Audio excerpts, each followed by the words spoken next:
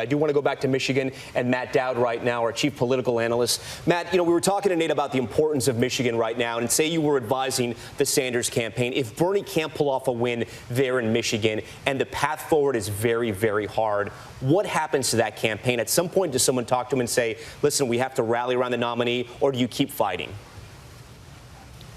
Well, as you know, I was born in Detroit and grew up in Michigan, so I know it well. The first political person I worked for was in Michigan. So I think Michigan is key, not in whether or not Biden wins, but how much longer can Bernie Sanders sustain this race. And I took a look just a minute ago for the returns in Macomb and Oakland County, which are those suburban counties surrounding Detroit, which are very important in a general election, but were counties that Bernie Sanders broke even with Hillary Clinton, which is where he made up all the ground. Right now, Biden has healthy leads in both of those two counties, which doesn't bode well as we go through the evening in Michigan. I think Bernie Sanders, as Nate said, here's the situation. If you take a look at all these states, Bernie Sanders barely lost Missouri last time. He only was down one delegate when Missouri was done. That's not going to be the case tonight. He looks like he's going to lose it in a very big way. He lost Mississippi in a very big way. The other three states are going to be very close. He blew out Hillary Clinton by 40 points in each of those three states. And so if Michigan comes down, and even Biden, if Biden ekes out a close win, the numbers are coming in now, looks more and more. If you were the Joe Biden camp, you're happy. If you're the Bernie Sanders camp, you're not. It gets very, very difficult because he thought after Super Tuesday, before all of this happened, he was going to come into this day with a huge delegate lead and then build on that lead. Right now, if he doesn't win Michigan, I don't see any place in the month of March that he can take numbers out of Joe Biden's delegate lead, and that's a major problem for the campaign. All right, Matt, I want to actually break down Michigan. You were just talking about it, so stand by with me here because I am going to come back to you.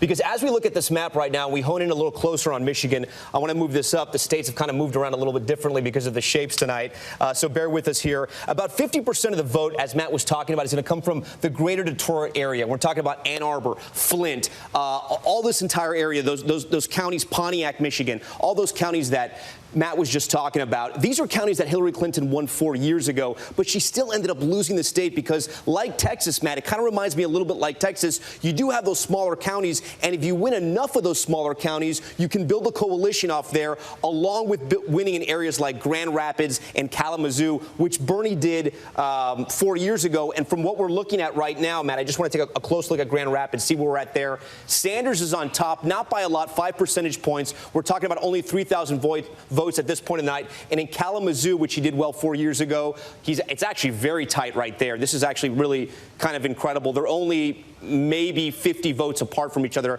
Actually, let me do my math a little bit better, about 150 votes, but it's 90% reporting in. So Biden looks like the turnout is important there. What does it take to win Michigan, though, Matt? What do you need besides organization? Well, I mean, in the normal state of events, you have to. I mean, it's a relatively expensive state because the Detroit media market is huge and it costs a lot of money. You need organization, but fundamentally, you need to fit in with the working class of the state. The reason why Hillary lost and Bernie won is the working class of the state, the working class whites. She won the black vote in Detroit.